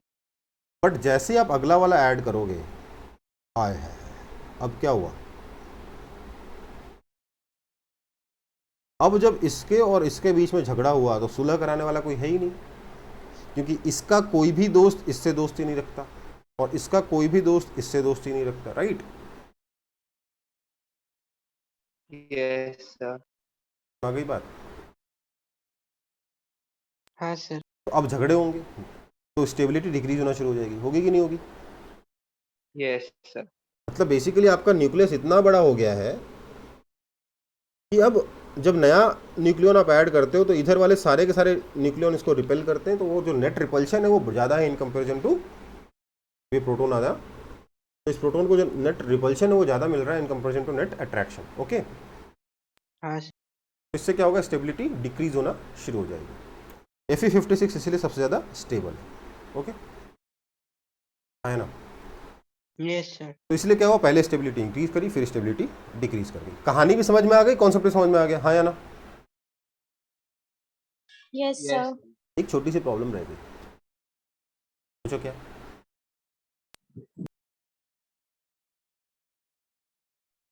yeah, sir. प्रोटॉन को रिपेल कर रहे थे ना, एक काम करो, न्यूट्रॉन पे न्यूट्रॉन, न्यूट्रॉन पे न्यूट्रॉन, न्यूट्रॉन पे न्यूट्रॉन भरते जाओ, भरते जाओ, भरते जाओ। क्या दिक्कत, क्या दिक्कत? अब तो कोई रिपल्शन है, अब तो कोई रिपल्शन है ही नहीं। ऐसा एलिमेंट बना दो, Attraction. ऐसा एलिमेंट बना दो, एलिमेंट का सिंबल X है, एटॉमिक नंबर 0, मास नंबर 4536। ठीक है, बना सकते हो, कोई दिक्कत है क्या? हेलो, नहीं सर। Sir, नहीं. जो हमने पढ़ा उसमें तो कोई दिक्कत नहीं है, लेकिन जैसे ही आप ये लिखने जाओगे एक अंकल आएंगे जिनका नाम है पॉली, नाम अभी तक सुना नहीं होगा शायद आपने। पॉली एक्सक्लूशन हाँ, प्रिंसिपल। वही पॉली एक्सक्लूजन। ये पॉली अंकल बोलेंगे, ओए क्या कर रहे हो बे, ऐसे ही भरते जाओगे क्या? एनर्जी लेवल नाम की भी तो चीज़ होती है, राइट? हाँ सर। पढ़ा है आप लोगों ने पॉली एक्सक्लूजन प्रिंसिपल अभी तक कि नहीं पढ़ा है? हाँ सर 11 में है, पढ़ा है। भाई 11th सर नहीं 10 में नहीं है। 10th में नहीं है, नहीं सर। कोई बात नहीं। उन्होंने बोला कि देखो पॉली एक्सक्लूजन प्रिंसिपल होता है समथिंग जो कहता है कि एक एनर्जी लेवल पर एक ही एड्रेस पर एक से ज़्यादा आदमी नहीं रह सकते। समझ में आई बात? हाँ सर। मतलब ये है कि मान अपने जो न्यूक्लियस है उसके अंदर भी एनर्जी लेवल्स होते हैं। क्या होते हैं? एनर्जी लेवल्स होते हैं। मान लो लेवल 1 है, लेवल 2, देखो मैं बहुत ही क्रूड पिक्चर दे रहा हूँ, इस असली पिक्चर इससे काफ़ी डिफरेंट होती है। ठीक है, 1 2 3 4 इस तरीके के लेवल्स हैं। इसमें क्या होगा, मैं वाइट कलर से प्रोटॉन बना रहा हूँ, तो एक एनर्जी लेवल पे एक कमरे में, एक एनर्जी लेवल का मतलब है एक कमरा, ये भी तो होता ना, ये वाला रूम ज़्यादा अच्छा है, इसमें हवा आती है, ये वाला रूम थोड़ा सा बदबू मारता है, ये वाला रूम जो है वॉशरूम से दूर है, ये वाला रूम वॉशरूम से और दूर है, ये वाला रूम पानी से, इस रूम से पानी की बोतल और ज़्यादा दूर रहती है, क्योंकि अपन एक लाइन बना रहे थे ना, हाँ है ना, हॉस्टल के रूम्स। हाँ जी ऐसा समझ लो Yes. कि यहाँ पर जो है सारा का सारा जो ग्राउंड से लेकर आपका फ्रिज से लेकर आपका वाटर बोतल पानी का जो टैप है वो से लेके वॉशरूम से लेकर सब कुछ इधर है। ठीक है? सब कुछ इसके लिए एक्सेस करना आसान है हाँ सर और इसके लिए मुश्किल है, हाँ या ना। Yes sir Yes, sir. तो जैसे आप इधर जा रहे हो एनर्जी लेवल इंक्रीज कर रहा है, एक तरीके से ऐसा मान लो। हालांकि अगेन बहुत ही गंदी पिक्चर है बट काम कर जाएगी, ठीक है, हमारा काम हो जाएगा। तो लेवल 1 पे क्या है, आप 2 प्रोटॉन रख सकते हो। कितने प्रोटॉन रख सकते हो? 2 प्रोटॉन्स एक कमरे में 2 प्रोटॉन रह सकते हैं, दोनों का स्पिन अलग अलग होगा। Sir up spin down spin अब वो अप स्पिन डाउन स्पिन क्या होता है मालूम नहीं, ठीक है, अपन को नहीं पता। ओके सर नहीं पता तो नहीं पता, उसके बारे में चिंता नहीं करेंगे, बस स्पिन होता है कुछ। Okay so sir these protons जो हैं दोनों, उनके पास कुछ एक कमरे में क्या है 2 प्रोटॉन रह पाए, लेकिन दोनों का स्पिन अलग अलग होगा, सेम स्पिन के नहीं रख सकते। मतलब ऐसा नहीं हो सकता कि इस कमरे में रूम नंबर 1 में जाके पूछो, बोलो कि ओए पॉजिटिव स्पिन वाला प्रोटॉन बाहर आ, तो 2 प्रोटॉन बाहर आ गए, ऐसा नहीं हो सकता बेटा। ओके, हाँ सर हर एक का अलग Okay, sir. आइडेंटिटी है हर एक का अलग आइडेंटिटी है। ओके बेटा, Yes. लेकिन 2 प्रोटॉन के साथ 2 न्यूट्रॉन रह सकते हैं।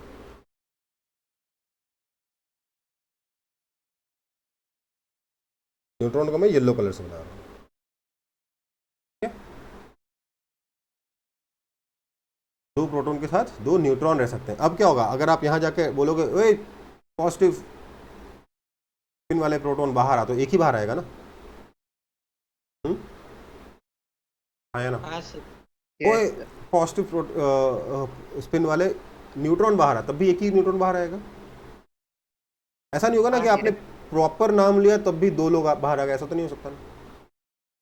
तो नहीं सबकी सर एक यूनिक आइडेंटिटी बनी हुई है, राइट। समझ में आ गई बात। तो हाँ ऐसे सर एक एनर्जी लेवल पे कितने लोग रह सकते हैं? सिर्फ 4, 2 4 प्रोटॉन लोग 2 न्यूट्रॉन। अब आपने बोला नहीं, मैं तो प्रोटॉन भरूंगा ही नहीं, मैं तो प्रोटॉन भरूंगा ही नहीं। आपने डिसाइड किया मैं प्रोटॉन भरूंगा ही नहीं, मैं सिर्फ न्यूट्रॉन भरता जाऊंगा, ये नहीं डिसाइड किया था। हाँ सर Yes, sir. तो आपने जब ये डिसीजन लिया, आपने अगला न्यूट्रॉन भरा यहाँ पे, लेकिन न्यूट्रॉन नीचे तो आ ही नहीं सकता, उसका अगला आप यहाँ भरोगे, उसका अगला आप यहाँ भरोगे, राइट। न्यूट्रॉन आपके कैसे भरा रहे हैं, तो यहाँ भरा रहे हैं, तो यहाँ भरा रहे हैं, तो यहाँ भरा गए, है ना, राइट। हाँ सर Yes, sir. लेकिन अब ये न्यूट्रॉन क्या देख रहा मालूम है, ये वाला न्यूट्रॉन, यार ये वाला कमरा खाली है, मैं यहाँ क्यों बैठा हूँ ना। हाँ सर नीचे चला जाएगा कि चाहत है आने की, लेकिन आ नहीं सकता, क्यों नहीं आ सकता?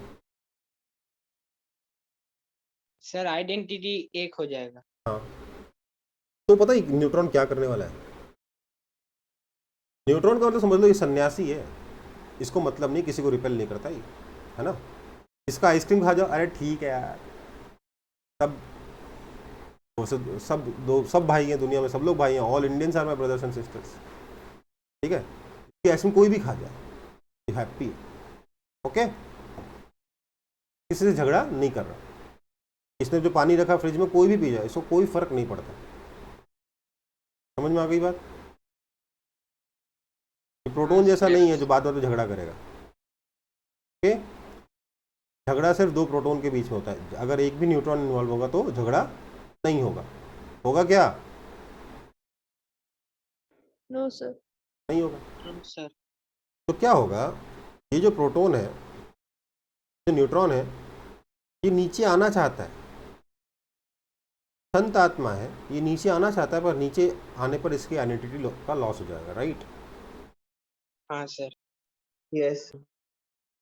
तो क्या ये हो सकता है ना आए, क्या ठीक है थोड़ी सी एनर्जी, एक रूम ही तो एक्स्ट्रा ट्रैवल करना पड़ता है, ठीक है यहीं बढ़िया हूँ मैं, लेकिन जो यहाँ रहता है क्या बोलेगा, मुझे जाना ही है। मुझे जाना ही जाना।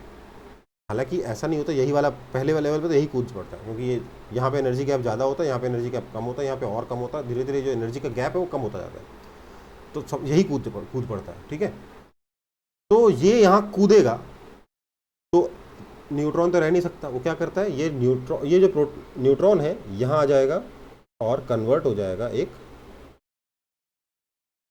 प्रोटॉन में।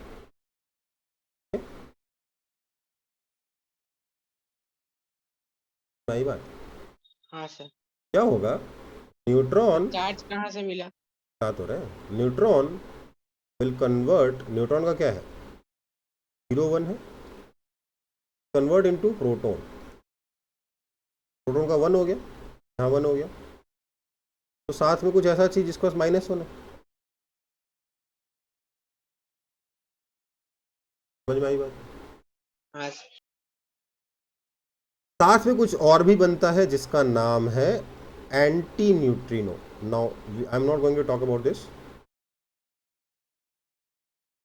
ये भी बनता है, ठीक है? हाँ sir.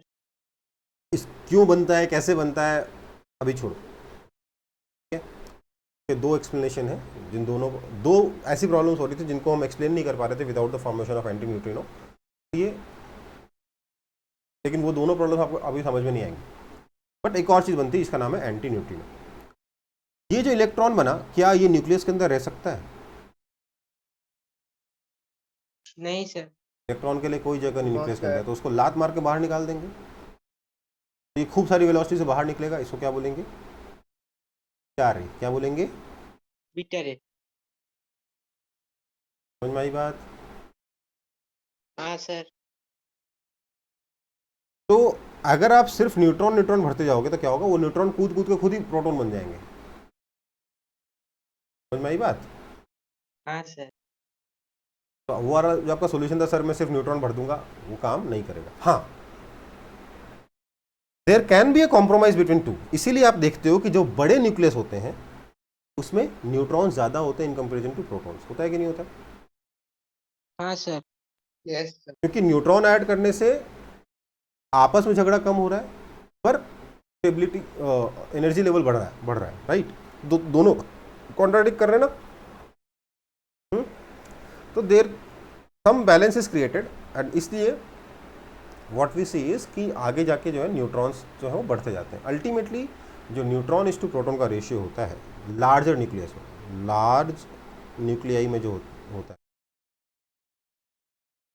Neutron is to proton का जो रेशियो ये अप्रॉक्सीमेटली 1.6 हो जाता है। छोटे में कितना होता है 1:1, पर बड़े में क्या होता है 1.6 हो जाता है।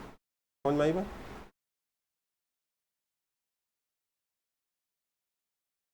बेटा करना ही चमक रहा था। सिंपल सा एग्जांपल ले लो, यूरेनियम का स्टेबल आइसोटोप कौन सा है 238, हाँ सर। 92, 29, 92, ठीक है। तो इसमें प्रोटॉन कितने हैं 92, न्यूट्रॉन कितने हैं 146, रेशियो देखो आ रहा है कि नहीं आ रहा है, अप्रॉक्सीमेटली 1.6 हाँ सर। आ रहा है ना। 1.59 होगा शायद, वही कहीं है, राइट। कोई Yes, दिक्कत? sir. No, sir. तो बड़े न्यूक्लियस में ये जो रेशियो है 1.6:1 के आसपास होता है।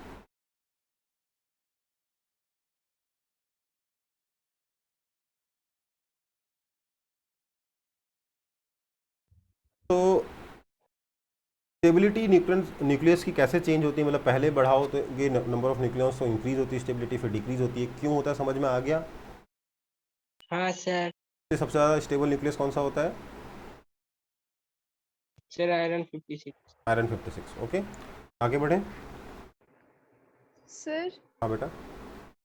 सर नहीं समझ आया, न्यूट्रॉन प्रोटॉन में कैसे कन्वर्ट हो गया? बेटा न्यूट्रॉन प्रोटॉन में कन्वर्ट हो सकता है, आपको क्या करना है, मास कंजर्व्ड है, यस सर। चार्ज कंजर्व्ड है, 1 - 1 0 है ना। एंटी न्यूट्रिनो के पास कुछ नहीं होता, 0 0 होता है, ठीक है। सर तो प्रॉपर्टीज भी तो चेंज हो जाएगी ना। कोई कंजर्वेशन वो चेंज हुआ क्या? कोई भी लॉ ऑफ कंजर्वेशन टूटा?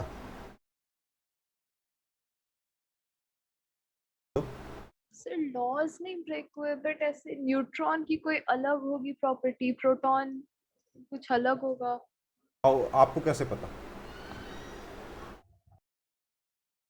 सर फिर जैसे देखो इलेक्ट्रॉन बात समझ लो, बात समझ लो, न्यूक्लियर। सुनो बात को। एक्चुअली प्रोटॉन और न्यूट्रॉन, उनको भी हम तोड़ कर देख चुके हैं उसके अंदर क्या होता है, ठीक है। देखे नहीं, बट हम वी हैव एन अंडरस्टैंडिंग कि न्यूट्रॉन और प्रोटॉन के अंदर क्या होता है, ठीक है बेटा। एंड इंटरेस्टिंगली अंदर पता क्या होता है? दोनों के अंदर सेम चीज होती है, दोनों के अंदर सेम चीज होती है, ठीक है। हाँ सर। समझ में आई बात? हाँ सर। Yes sir. दोनों का जो बिल्डिंग ब्लॉक है वो सेम है। Sir quarks. उसको क्वार्क्स कहते हैं, ओके। क्वार्क्स भी क्वार्क्स भी शायद 5 या 6 तरीके के होते हैं, मुझे याद नहीं है इतना। हाँ सर। सर 6 तरीके। 6 तरीके के होते हैं, हाँ। उतना याद नहीं मेरे को, बट क्वार्क्स से बने दोनों के दोनों, ठीक है। अब मेक सेंस कि नहीं? अभी भी नहीं होता। Yes sir. सो न्यूट्रॉन और प्रोटॉन जो है, तो न्यूट्रॉन जो है प्रोटॉन में कन्वर्ट हो जाता है, साथ में एक इलेक्ट्रॉन को बाहर निकाल देता है, ठीक है। सर। हाँ, इसको पता क्या सर, बोलते हैं? यहाँ पर इसको हम पता क्या बोलते हैं? बीटा डीके कहते हैं। बीटा रेज निकलती रहती है न्यूक्लियस के अंदर से। बड़े न्यूक्लियस के अंदर ये ज़्यादा होता है, क्योंकि बड़े न्यूक्लियस के अंदर आपके न्यूट्रॉन ज़्यादा होते हैं ना। तो कई बार होता है वो एक न्यूट्रॉन फ्रस्ट्रेट हो गया, अरे यार इतने दिन से रोज़ कोई ना कोई मेरा फ्रिज का पानी पी जा रहा है, रोज़ कोई ना कोई मेरा आइसक्रीम खा जाता है। एक दिन वो चिढ़ गया और झगड़ा कर लिया, तो क्या बन गया? प्रोटॉन बन गया कि नहीं बन गया? आया ना? हाँ सर। प्रोटॉन बन गया तो अपने आप लोअर एनर्जी लेवल पे आ जाएगा कि नहीं आ जाएगा? आ जाएगा। Yes sir. तो कुछ रिलीज कर देगा। क्या रिलीज कर देगा? बीटा। तो हमने क्या देखा? बीटा डीके शुरू कर दिया। ओके बेटा। Yes sir. Okay, sir. कभी कभार क्या होता है, देखो अब जो न्यूक्लियस होता है, जो बड़े न्यूक्लियस होते हैं, उसमें से कई बार रेडियो एक्टिविटी होती है, ठीक है। रेडियो एक्टिविटी समझते हो? हाँ सर। एक्चुअली क्या होता है, न्यूक्लियस के अंदर से कुछ चीज़ें बाहर निकल जाती हैं, रेज बाहर निकल जाते हैं। अल्फा रे हो सकता है, बीटा रे हो सकता है, गामा रे हो सकता है, ओके। ओके बेटा। Yes sir. Yes, sir. Alpha रे जानते हो ना सब लोग? हाँ यस सर, सर। प्रोटॉन से। अल्फा रे जानते हो? हीलियम न्यूक्लियस से बनते हैं, है ना। अल्फा पार्टिकल यस से बनते सर, हैं। Alpha particle. बीटा रेज किससे बनते हैं? इलेक्ट्रॉन से बनते हैं। और गामा रे क्या होता है? इलेक्ट्रॉन से। गामा रे सिंपली एनर्जी और कुछ नहीं। Sir energy pocket. Gamma ray simply energy, okay. तो ये अलग अलग तरीके के डीके हो सकते हैं, ठीक है बेटा। हाँ सर। तो एक बार, वैसे तो 5 या 6 तरीके के डिकेज होते हैं, 5 तरीके के होते हैं, बट मैं आपको 3 ही तरीके के बताऊंगा, ठीक है। ये बड़े Yes, sir. तो अब देखते हैं रेडियो एक्टिविटी। आज की पूरी क्लास आउट ऑफ सिलेबस है, ओके। समझ में आ रही बात? सिर्फ शुरुआत में जो बताया था ना, हाइड्रोजन एटम जुल के हीलियम बनाते हैं, कुछ एनर्जी मिल जाती है, वही सिलेबस का पार्ट है। उसके अलावा कुछ भी सिलेबस का नहीं है, ठीक है। तो रेडियो एक्टिविटी में देख लीजिए क्या होता है। एक टाइप ऑफ डीके होता है अल्फा डीके। क्या डीके होता है? अल्फा डीके, ठीक है बेटा। अल्फा डीके में क्या होता है, आपका मान लीजिए कोई न्यूक्लियस है एक्स किसी न्यूक्लियस का सिंबल है क्या? किसी एटम का सिंबल है क्या? जानते हो? नहीं है, नहीं ठीक है? है सर। ये अननोन का सिंबल है, ओके। तो एक्स है, इधर ए, इधर Z। ये इतना बड़ा हो गया है, आपस में झगड़ा बहुत हो गया, होने लगा, झगड़ा बहुत हो गया। तो क्या किया पता है इसने? अपने अंदर से 4 लोगों को लात मार के बाहर निकल दिया जो बहुत झगड़ रहे थे।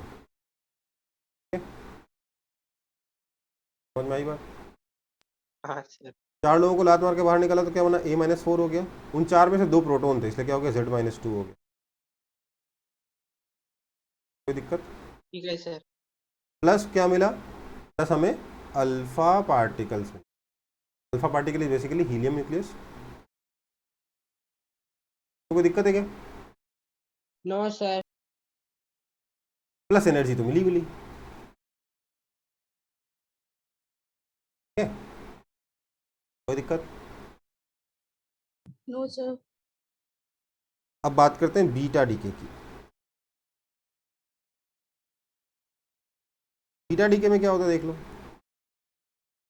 बीटा डीके में आपके पास अभी थोड़ी देर पहले देखा आपने, एक न्यूट्रॉन होगा, क्या होगा 0 1, it will convert into a proton, क्या हो जाएगा ये 1 1 1 plus electron which is Minus -1 0 and plus anti neutrino, का नाम क्या है फिर से लिख दे रहा हूँ, एंटी न्यूट्रिनो। ओके बेटा, anti neutrino is negative of neutrino. Okay, neutrino का एंटी पार्टिकल है। देखो एंटी पार्टिकल क्या होता है, कुछ चीज़ों का एंटी पार्टिकल होता है। जैसे इलेक्ट्रॉन का एंटी पार्टिकल क्या होता है, पॉजिट्रॉन। पॉजिटिव। पॉजिट्रॉन क्या होता है, एक ऐसा इलेक्ट्रॉन जिसका पॉजिटिव चार्ज है। ये जो एंटी पार्टिकल्स हैं इनका एक बहुत ही स्पेशल तरीके का रिएक्शन होता है। मान लेते हैं मैं कहीं से एक इलेक्ट्रॉन ले आया, कहीं से एक पॉजिट्रॉन ले आया, और उन दोनों को मैं कांटेक्ट में ले आया। एनिहिलेशन होगा। एनाइलेशन होगा। उन दोनों का अगर मैं कांटेक्ट में लाऊंगा, पता है क्या होगा, दोनों गायब, दोनों गायब। Utter and complete destruction of both the particles, कुछ नहीं बचेगा, पूरी तरीके से 100% मास एनर्जी में कन्वर्ट हो जाएगा। ओके बेटा, हाँ सर। सिमिलरली न्यूट्रिनो और एंटी न्यूट्रिनो को भी अगर मैं कांटेक्ट में लाऊंगा तो पूरी तरीके से 100% गायब हो जाएंगे पार्टिकल्स और कन्वर्ट हो जाएंगे किसमें, एनर्जी में। ठीक है बेटा, ऑल्दो एंटी न्यूट्रिनो जो है ना बेटा, ये आपके मास इलेक्ट्रॉन से भी कम होता है। मास पहले तो हम लोग मासलेस मानते थे, अभी रिसेंटली डिस्कवर हो नहीं थोड़ा सा मास है। ठीक है, ओके बेटा। Okay, sir. हाँ सर। Yes, sir. तो न्यूट्रॉन जो है प्रोटॉन प्लस इलेक्ट्रॉन में कन्वर्ट हो गया, साथ में एक एंटी न्यूट्रिनो मिला। अब मैं आपको थोड़ा सा बताता हूँ एंटी न्यूट्रिनो की ज़रूरत क्यों पड़ी। हम इसे ढूंढ नहीं पाए थे, और ढूंढने के 70 साल पहले हमने बता दिया था कि एंटी न्यूट्रिनो जैसा कोई ना कोई पार्टिकल जरूर होगा, मतलब कुछ ना कुछ जरूर होगा, नाम नहीं मालूम, जो मिलेगा ही मिलेगा इस रिएक्शन में। पता है क्यों? क्यों सर? क्योंकि इधर का स्पिन मान लो +½ है और ये आपके पास नहीं है, तो स्पिन को बैलेंस करो तो जरा यहाँ पे इसको +½ दे दिया तो क्या दोगे, -½ कैंसिल होकर 0 हो जाएगा, है ना। हाँ सर। अगर आपको +½ दोगे तो 1 हो जाएगा, गड़बड़ हो गई ना। हाँ sir. There has to be some particle जो स्पिन को बैलेंस कर सके, उसका स्पिन है -½ हो गया ना काम। Yes sir. बेसिकली इधर ऑड पार्टिकल्स और इधर इवन पार्टिकल्स नहीं हो सकते थे।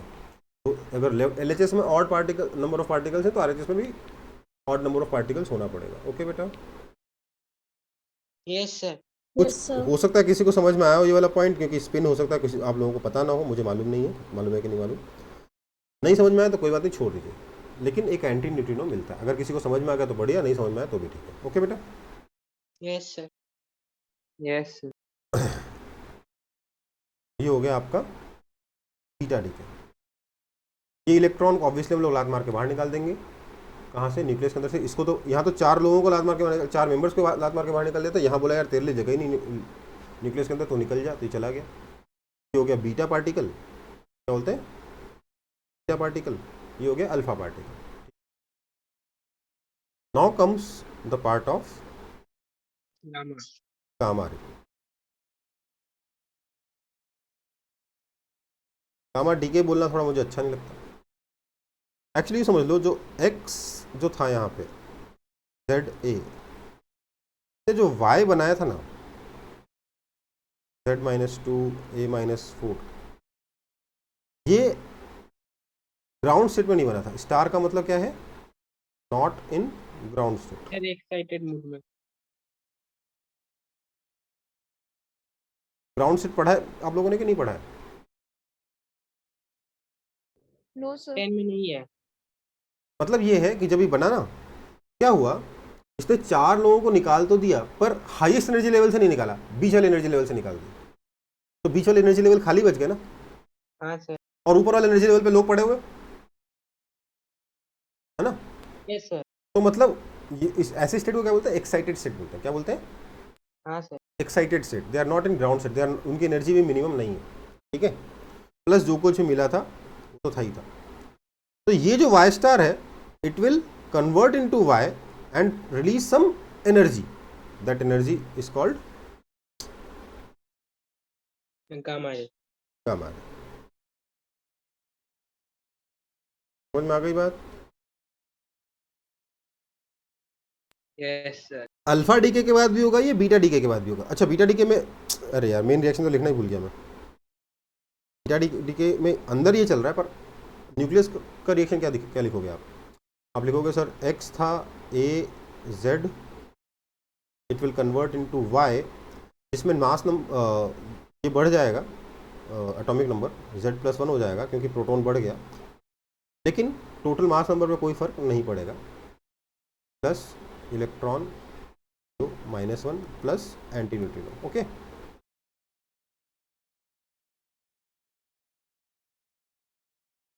इससे ये इंप्लाई होगा, ठीक है ना। ये हुआ न्यूक्लियस के अंदर तो ये हो जाएगा ना रिएक्शन,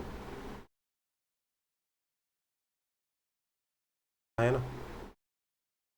यस न्यूक्लियस के अंदर अगर एक न्यूट्रॉन प्रोटॉन में कन्वर्ट हो गया तो एटॉमिक नंबर बढ़ेगा ना, Z से Z+1 हो जाएगा ना, हाँ सर। कोई बात है।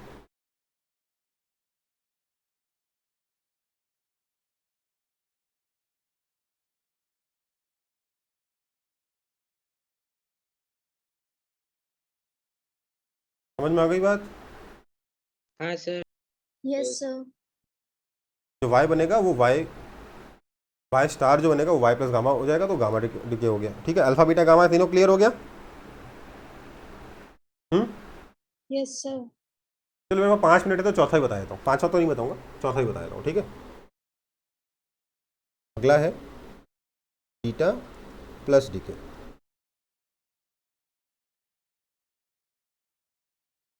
डीके तो हो गया था, अब बीटा प्लस डीके। इसमें क्या होगा आपका जो प्रोटॉन है ना वो कन्वर्ट हो जाएगा न्यूट्रॉन में। समझ में आ गई बात। मतलब ये प्रोटॉन झगड़ा कर करके इतना तंग आ जाएगा, इतना तंग आ जाएगा कि संन्यास ले लेगा, है ना।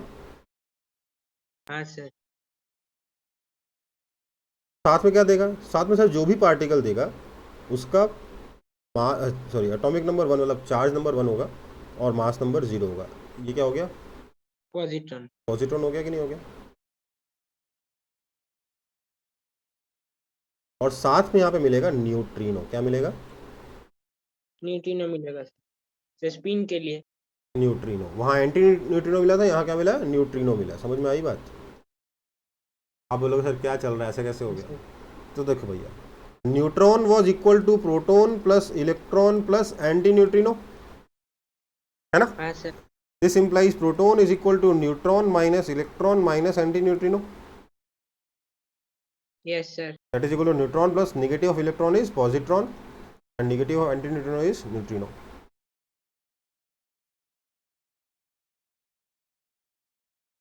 समझ में आया। Yes sir. हाँ सर। तो यहाँ रिएक्शन ये होगी।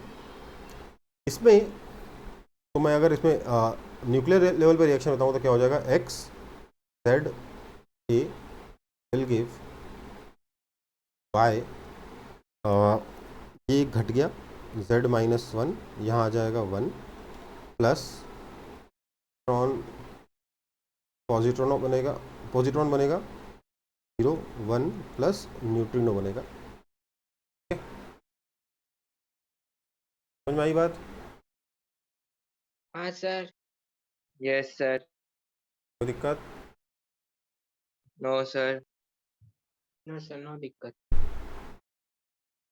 Yes sir. पांचवा वाला ही बता दें क्या, हाँ सर, बता हाँ दीजिए। सर Yes, बता sir. दीजिए। कॉपी करो तब ना। पिछले वाला कॉपी किया था कि नहीं किया था, यस सर। कर सब लिया कॉपी। था। किए थे सर। कॉपी कर लो फटाफट।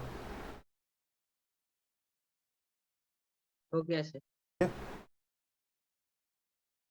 अगला है हमारा के कैप्चर।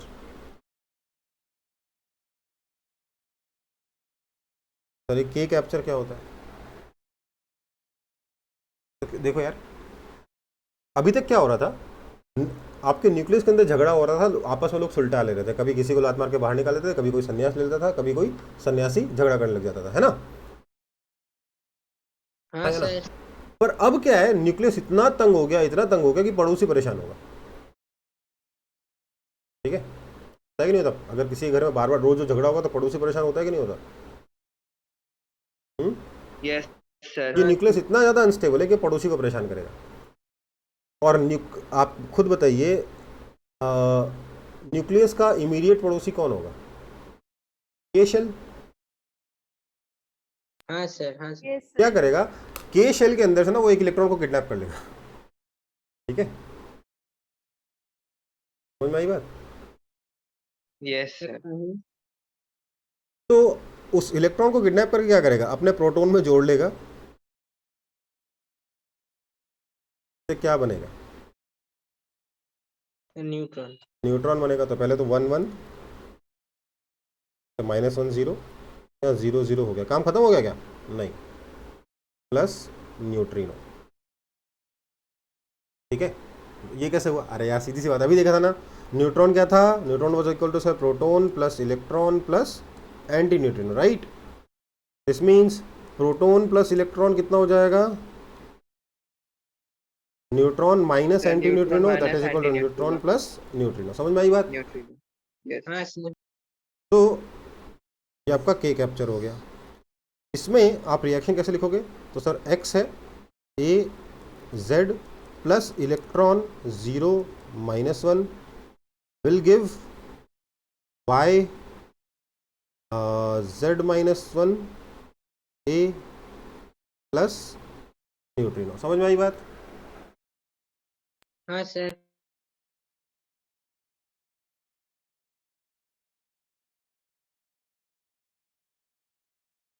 क्या के कैप्चर हो गया? ठीक है बेटा, और कोई है? 5 है। सर न्यूट्रिनो और एंटी न्यूट्रिनो थोड़ा बता दीजिए ना। देखो, कुछ बताने लायक है नहीं इसमें।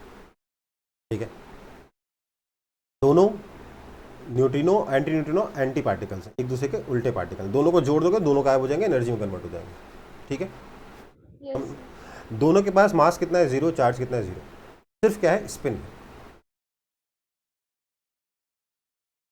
ओके, कुछ समझ में आया? आधा अधूरा समझ में आया कि नहीं आया? No sir. अरे यार, आप प्रोटॉन के बारे में क्या जानते हो? मतलब कोई चीज नहीं है जो ऐसे ही स्पिन करती रहती है। नहीं, ये चीज है, बट नहीं है। है, हमने ढूंढ भी लिया तो उसको। मास भी नहीं है, चार्ज भी नहीं है, कुछ नहीं है, तो क्या बेटा है? मास है, बहुत कम है। तुमने पहले तुमको लगता था मास है ही नहीं, पर मास निकला उसके पास, बहुत कम निकला, इलेक्ट्रॉन से भी बहुत कम। ठीक है, ओके। और बेटा आप ना जब न्यूक्लियस लेवल पे आते हैं ना, तो कहानी एकदम बदल जाती है। आप अभी भी सोचते हो कि सर जो हमको पढ़ाया है, मास होता है, एनर्जी होता है, चार्ज होता है। मास क्या होता है बोले तो? मास क्या होता है? Amount of Combined particle. energy. Trapped energy बताया था मैंने तो, बट ठीक है, वो उसको नहीं। मास होता क्या है? पता है क्या? कुछ नहीं मालूम। चार्ज क्या होता है बोलो? सर कैसे? सब तो बेस क्वांटिटीज है। चार्ज को मैंने डिफाइन, हाँ, इतना बेसिक पे चले गया ना कि उनको बताना मुश्किल है उसके बारे में कुछ, राइट? चार्ज के बारे में क्या पढ़ाया मैंने आपको? पढ़ाया था ना चार्ज क्या होता है? मैंने, अच्छा मैंने नहीं पढ़ाया था वो क्वेश्चन शायद। Excuse me, sir. हाँ बेटा। सर हम लोग का बायोलॉजी क्लास का ये लिंक दे दिया। अच्छा ठीक है, तो मैं रख रहा हूँ, 2 मिनट के अंदर रख रहा हूँ। मैं ये कहना चाह रहा हूँ कि बेटा चार्ज जो है उसके बारे में अगर डेफिनेशन लिखने जाओगे, पता क्या लिखोगे? Charge is the property of matter due to which 2 charges attract और रिपेल ईच अदर। ये है। अब कोई डेफिनेशन हुई? No sir. No sir. Sir charge is that information that a particle gains about another particle. का क्या मतलब? Sir मतलब और एक पार्टिकल आमने सामने में है, वो इंफॉर्मेशन जो उसके पास ट्रेवल किया। तो मास से ही बता देता, मास का भी इंफॉर्मेशन ट्रेवल होता है, फिर क्या करोगे, कैसे डिफाइन हुआ? ये सब चीज़ें ना काफ़ी कॉम्प्लेक्स हैं अगर आप बहुत ज़्यादा डिटेल में जाओगे तो, ठीक है। वही हाल है, अब जो सोच रहे हो ना इतना सिंपल कि सर मास नहीं है, चार्ज भी नहीं है, तो पार्टिकल कैसे? सर फोटोन होता है कि नहीं होता? लाइट तो फोटोन से बनता है ना, बस ना Yes, मास है ना sir. चार्ज है, हाँ सर। बस ना मास है ना चार्ज है। पहले हमको लगा था न्यूट्रिनो बिल्कुल फोटोन के जैसा है, बस उसका सिर्फ स्पिन है, फिर बाद में पता चला नहीं, उसका थोड़ा सा मास भी है, ठीक है। ओके हाँ sir. Okay, sir. Actually neutrino की कुछ प्रॉपर्टीज भी होती है पर वो जानने की जरूरत नहीं, अभी के लिए मैं क्लास खत्म कर रहा हूँ, ठीक है बेटा, चलो ठीक है sir, thank you Okay, sir. sir. Thank okay you, बेटा, sir. Sir. ओके बेटा।